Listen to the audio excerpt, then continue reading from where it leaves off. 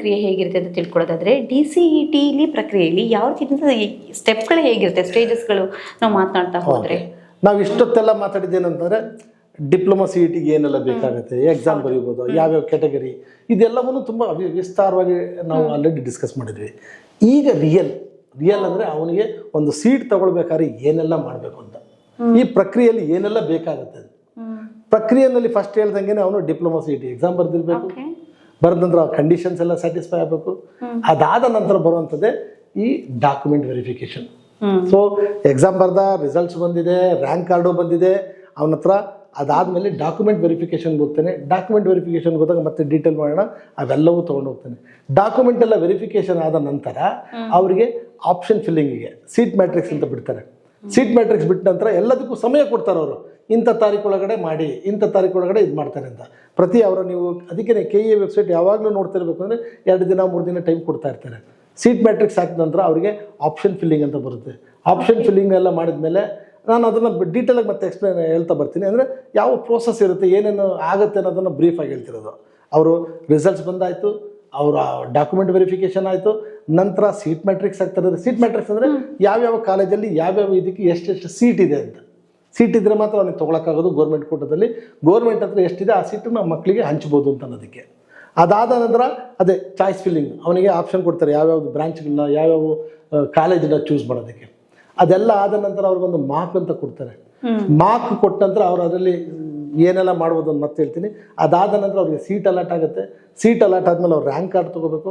Rank card ತೊಗೊಂಡು ಎಲ್ಲ document ತೊಗೊಂಡು ಕಾಲೇಜ್ಗೆ ಹೋಗಿ ಅಡ್ಮಿಷನ್ ಆಗಬೇಕು. ಇದು ಒಂದು ಸಂಕ್ಷಿಪ್ತವಾಗಿ ಹೇಳೋದಾದ್ರೆ ಈ ಕೌನ್ಸಿಲಿಂಗಲ್ಲಿ ಏನಾಗ್ತದೆ. ಯಾಕೆಂದರೆ ಇದು ತುಂಬ ವಿಸ್ತಾರವಾಗಿ ನಾವು ಅದನ್ನು ಹೇಳಬೇಕಾಗುತ್ತೆ. ಯಾಕೆಂತಂದರೆ ಕೆಲವೊಂದು ವಿಷಯದಲ್ಲಿ ಕೆಲವೊಂದು ಮಕ್ಕಳು ಸಣ್ಣ ಸಣ್ಣ ತಪ್ಪುಗಳಿಂದ ಅವರಿಗೆ ಬೇಕಾದಂಥ ಕಾಲೇಜು, ಬೇಕಾದಂಥ ಕೋರ್ಸನ್ನು ತಪ್ಪಿಸ್ಕೊಳ್ತಾರೆ. ಈ ಪ್ಯಾರಾಮೀಟರ್ ನಾನೀಗೇನು ನಂತರ ಹೇಳ್ತಾ ಇದ್ದೀನಲ್ಲ, ಇದನ್ನು ತುಂಬ ಗಮನವಿಟ್ಟು ಕೇಳಿ. ಯಾಕೆಂತಂದರೆ ಇದರಲ್ಲೇ ನಿಮಗೆ ಕರೆಕ್ಟಾದ ಇನ್ಫಾರ್ಮೇಷನ್ ಸಿಗುತ್ತೆ. ಎಕ್ಸಾಮ್ ಬರ್ದಾಯಿತು, ರಿಸಲ್ಟ್ಸ್ ಬಂದಾಯಿತು, ರ್ಯಾಂಕ್ ಕಾರ್ಡ್ ಬಂದಾಯಿತು, ಇನ್ನು ನಂತರ ಏನೇನು ಮಾಡಬೇಕು ಅನ್ನೋದಕ್ಕೆ.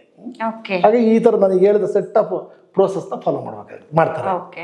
ಸೊ ಫೈನಲಿ ಅಂದರೆ ಈ ಕೌನ್ಸಿಲಿಂಗ್ ಸ್ಟೂಡೆಂಟ್ಸ್ಗಳು ಯಾವುದೆಲ್ಲ ಡಾಕ್ಯುಮೆಂಟ್ಸ್ಗಳನ್ನ ರೆಡಿ ಮಾಡಿ ಇಟ್ಕೊಳ್ಬೇಕು ಅಂತ ಹೇಳ್ತೀರಾ? ನಾನು ಆಗ್ಲೇ ಒಂದ್ಸತಿ ಹೇಳಿದ್ದೀನಿ. ಯಾಕಂದರೆ ಆಗ ಬ್ರೀಫಾಗಿ ಹೇಳಿದ್ದು, ಈಗ ಸ್ವಲ್ಪ ವಿಸ್ತಾರವಾಗಿ ಹೇಳೋಣ. ಕೆಲವು ಮಕ್ಳು ಏನು ಮಾಡ್ತಾರೆ ಅಂತಂದರೆ ಎಲ್ಲ ಅದೇ ಎಕ್ಸಾಮ್ ಬರೆದು ಏನೇನೋ, ಅವ್ರು ಎಕ್ಸಾಮ್ ಬರೋದಂತ ತುಂಬ ಸಮಯ ಇರುತ್ತೆ.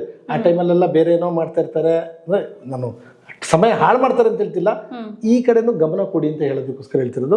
ಅವರು ಅದು ಡಾಕ್ಯುಮೆಂಟ್ ಬಗ್ಗೆ ತಲೆ ಕೆಡಿಸ್ಕೊಳ್ಳಲ್ಲ. ಒಮ್ಮೆ ಬಂದ ನಂತರ ಆ ಡೇಟ್ ಬಂತು, ರಿಸಲ್ಟ್ಸ್ ಬಂತು, ವೆರಿಫಿಕೇಶನ್ ಇದೆ ಅಂತ ಒದ್ದಾಡಕ್ಕೆ ಹೋಗ್ತಾರೆ. ಯಾಕಂದರೆ ಬೇರೆ ಬೇರೆ ಥರದ ಡಾಕ್ಯುಮೆಂಟ್ಗಳು ಬೇಕಾದ ಕಾರಣ ಸಮಯ ಹಿಡಿತದೆ.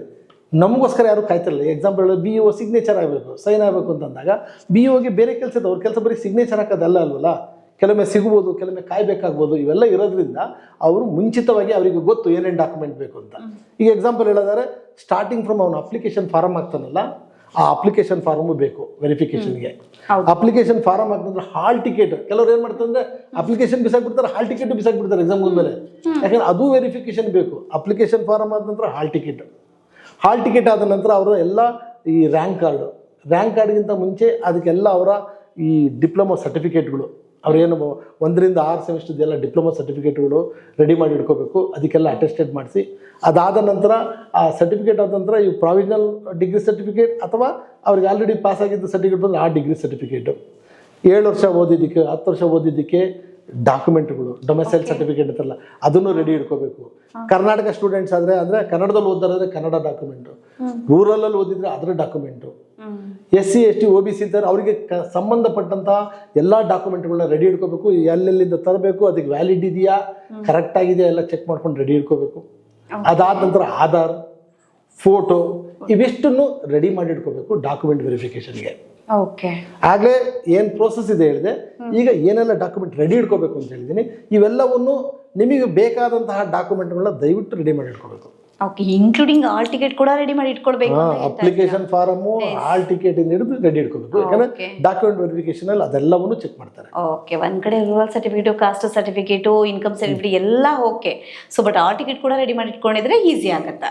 ಬೇಕೇ ಬೇಕದು. ಯಾಕಂದ್ರೆ ಅವ್ರ ವೆರಿಫಿಕೇಶನ್ ಅಲ್ಲಿ ಅದನ್ನು ಚೆಕ್ ಮಾಡ್ತಾರೆ. ಅದನ್ನ ಹಾಗಾಗಿ ಇಟ್ಕೋಬೇಕು ಅದನ್ನ. ಓಕೆ, ಒಂದ್ ಕಡೆ DCET ರಿಸಲ್ಟ್ ಅನೌನ್ಸ್ ಆಗಿದೆ ತಕ್ಷಣ ಸ್ಟೂಡೆಂಟ್ಸ್ಗಳು ಏನ್ ಮಾಡ್ಬೇಕಾಗ? ನಾನು ಹೇಳ್ದಂಗೆ DCET ರಿಸಲ್ಟ್ಸ್ ಬರ್ತಿದ್ದಂಗೆ ಅವರು ರ್ಯಾಂಕ್ ಯಾವ ರ್ಯಾಂಕ್ ಬಂದಿದೆ, ರ್ಯಾಂಕ್ ಬಂದ ನಂತರ ಅವರಿಗೆ ಹೇಳ್ದಂಗೆ ಡಾಕ್ಯುಮೆಂಟ್ ವೆರಿಫಿಕೇಶನ್ ಬೇಕಾದಂತಹ ಎಲ್ಲವನ್ನು ಸಿದ್ಧತೆ ಮಾಡಿ ಇಟ್ಕೋಬೇಕು. ಅದಾದ ನಂತರ ಕಾಲೇಜ್ ತುಂಬ ಇಂಪಾರ್ಟೆಂಟ್. ರಿಸರ್ಚ್ ಮಾಡಬೇಕಾಗಿರೋದವರು ಅಂದರೆ ಯಾವ್ಯಾವ ಕಾಲೇಜ್ ಇದ್ದಾವೆ, ತನಗೆ ಅನುಕೂಲ ಆದಂಥ ಕಾಲೇಜ್ಗಳು ಯಾವುದಿದ್ದಾವೆ. ಕೆಲವೊಮ್ಮೆ ಹೆಂಗಿರ್ತಾರೆ ಅಂದರೆ ಡ್ರೀಮ್ ಕಾಲೇಜ್ ಅಂತೀವಿ ನಾವು. ಆ ಡ್ರೀಮ್ ಕಾಲೇಜನ್ನ ಅವ್ನು ಭಾಳ ಇಷ್ಟ ಹೋಗೋದು, ಆ ಕಾಲೇಜ್ ಬಗ್ಗೆ ನೋಟ್ ಮಾಡ್ಕೋಬೇಕು. ಕೆಲವೊಮ್ಮೆ ಏನಾಗುತ್ತೆ ಅಂದರೆ ಸೇಫ್ಗೆ ಆ ಡ್ರೀಮ್ ಕಾಲೇಜ್ ಸಿಗಲಿಲ್ಲ ಅಂತಂದರೆ ಸೇಫರ್ ಸೈಡ್ ಯಾವುದು, ಆ ಕಾಲೇಜ್ ಲಿಸ್ಟ್ಗಳು, ಯಾವ ಬ್ರಾಂಚ್ ತೊಗೋಬೇಕು, ಇದೆಲ್ಲವನ್ನು ಇಮಿಡಿಯೇಟಾಗಿ ಅವ್ನು ರೆಡಿ ಮಾಡ್ಕೋಬೇಕು. ಯಾಕೆಂದರೆ ಆಮೇಲೆ ಟೈಮ್ ಸಿಗಲ್ಲ, ಅವಸರದಲ್ಲಿ ತಪ್ಪು ಮಾಡೋದಾಗ ಚಾನ್ಸಸ್ ಇರುತ್ತೆ. ಸೊ ಡಾಕ್ಯುಮೆಂಟ್ ವೆರಿಫಿಕೇಷನ್ ಬೇಕಾದಂಥ ಎಲ್ಲವೂ ರೆಡಿ ಮಾಡ್ಕೋಬೇಕು.